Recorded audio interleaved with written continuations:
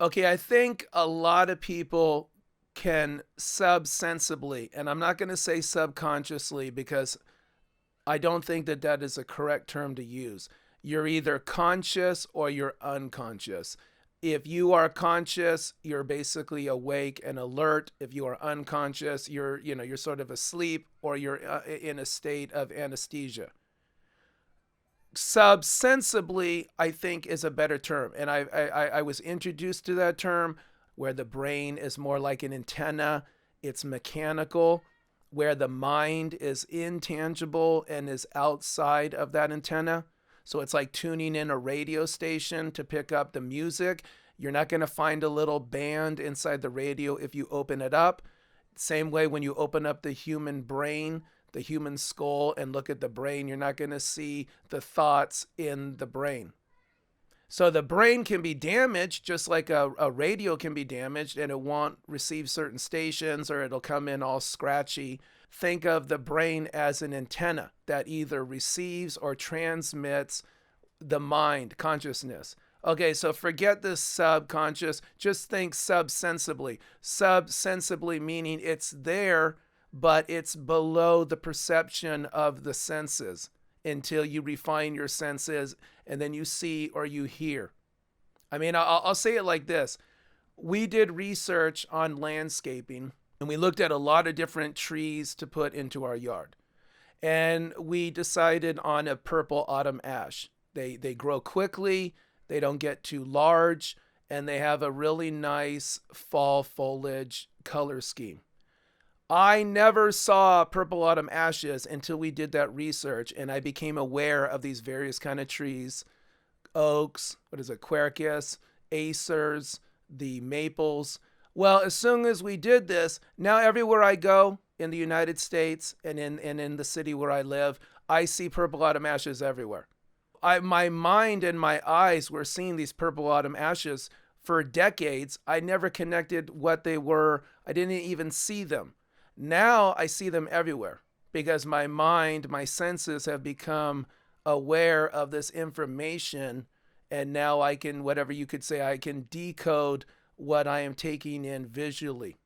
Let's think on the subsensible level that this age, this particular eon is crapping out. Okay, what's one way to think about it? We'll look at architecture and construction. When they built the pyramids, they were built to last because the people 4,000 years ago, they knew subsensibly or through interaction with particular deities or just subsensibly being thoughts coming in, feelings coming in, a vibe that they were picking up on. They knew humanity was going to be around for a long time. So they took the time to make these pyramids to last a very long time. And hence we have pyramids that are 2, 3, 4,000 years old. Then you had cathedrals being built in the 1300s and 1400s and 1500s that are still standing. So again, there was a conscious choice to really refine the masonry and the building of arches and all the detailed mosaic patterns.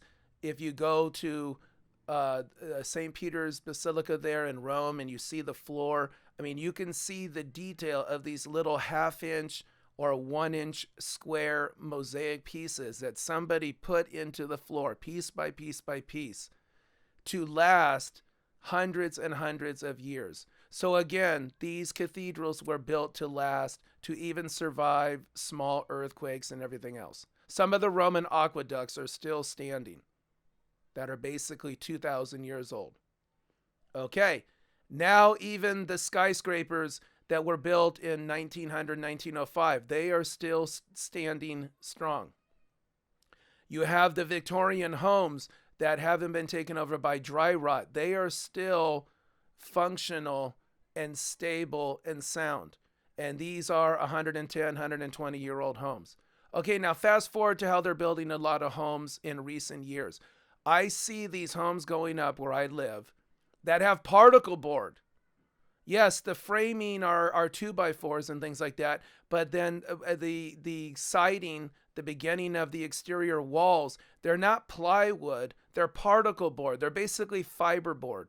And then they put this cheap siding over the outside of it.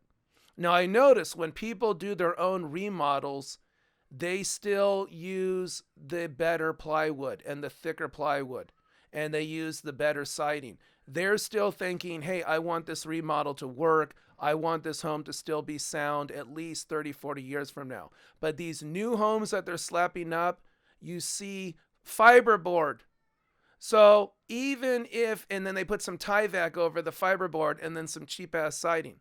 So you can see there's no concept of, oh, we're building this home to still be sound and strong 30, 40, 50 years from now. No, you can see they're slapping these homes together. They try to keep the cost down because people are already struggling to buy homes.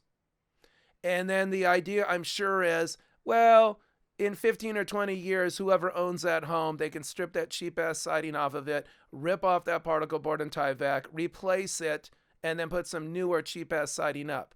And by the way, yeah, sure, there's a concept to that, because instead of maybe a $50,000 remodel, it would only be a $15,000 remodel. Now we're just talking slapdash. We're talking get her done, and this is not meant to last. What do you see with appliances? Same thing. You have all these LG, Samsung, whatever, Whirlpool refrigerators that are costing $2,000, $3,000, and they have all kinds of bells and whistles. But then if they crap out, it's too expensive to really repair, and or they just crap out, period, when they're 6, 7 years old. Or you still are going to pay $1,500 for a cheaper refrigerator, and again, it's still going to probably crap out within 6 to 8 years. So this concept is, oh, well, we have to make it affordable, because if we built refrigerators like we used to, they would be $4,000 or $5,000, and yeah, they would last 20 years, but who's going to go out and buy a $4,000 or $5,000 refrigerator? And or the argument is, oh, but this way all the newest innovations can go into the latest model. So it's all about over-engineering or going for the newest technology, even if that technology hasn't been tested. Therefore, who cares if your refrigerator craps out in 5 years? You can go get a new refrigerator with the latest and greatest gizmos in it, and see, isn't that better than having the same old refrigerator that might have the olive green color to it, which was popular in the 70s and now looks really stupid. So, hey, look, you can be faddish or trendy and just replace with the latest and greatest every 5 to 7 years. Just kind of consider how things are being built as sort of a proof that even the engineers don't give a shit. They really don't give a shit. And these companies that are building things, they don't give a shit either, because they know things are going to change in the next 5, 10, 15, 20 years. So why build a cathedral to last for 500 years? It doesn't matter anymore. Oh, and classic example, this stupid San Francisco Transit Center, the Trans Bay Transit Center. One, when they finally started construction on this thing 8, 9 years ago, the idea was, oh, it's going to cost $2 billion, but it's cool because we'll have Caltrain and an Amtrak high-speed rail. Well, that never happened. And people who knew it probably wasn't going to happen, they even said, so we're going to pay $2 billion for a glorified bus station. And then it was, oh no, we'll get Caltrain and high-speed rail in there, and you'll have hundreds and hundreds of people using this transit center every day, every hour of every day, from 5 in the morning until 10, 11 o'clock at night. Well, guess what? The thing finally was completed this fall or this summer, and it wasn't a $2 billion transit center. It was basically a $2.2 to $2.3 billion transit center. So they went basically $250 million, $300 million over budget, and there is no Caltrain, and there is no high-speed rail connecting to this new transit center. So it is, exactly as people feared, a $2.2, $2.3 billion glorified bus station. And now the issue is, who's going to pay for it? Because there isn't enough ridership, because the fares for the bus passengers is not enough to cover the cost. Oh, and here's to circle it a little bit more. The frickin' asphalt that they put on the high level, whatever, there's a little garden park area about 4 or 5 floors above the city streets. It's an open public garden for the people of San Francisco to use and enjoy. The asphalt on the paths is already falling apart. So they couldn't even find the right mixture of asphalt, or for 2.2 billion, they couldn't just make a proper concrete sidewalk or path that would be guaranteed to last for years. They went with the cheap ass asphalt and it's already falling apart. And now cracks are developing in one of the metal beams. So either there's too much of a load on the beam, or it was improperly installed, or the metal itself was not properly manufactured and it wasn't discovered in the QA or in any post-production or post-manufacturing inspections. And so now they can't even utilize this transit center until they find out what's going on with this crack and how they're going to fix it. So can anything tell you that there is no money? It's just credit. And these boondoggles are created just to siphon off credit to keep the economy going, or to line the pockets of the people who are involved, or just to keep people busy in the dummy load while this age peters out.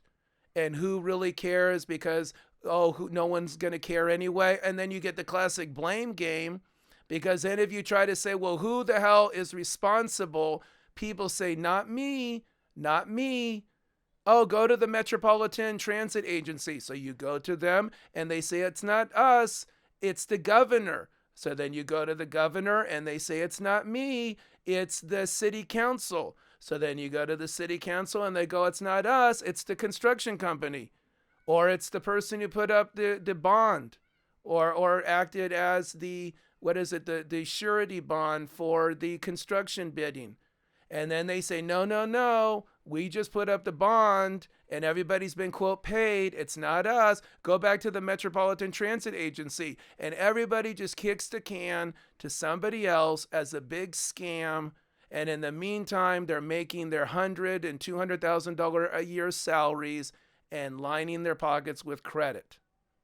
So tie this in with Kavanaugh and the discrediting of the Supreme Court justices, the discrediting of the office of president going back to Nixon or sooner, and the discrediting of Congress through all the scandals and everybody's frustration with Congress.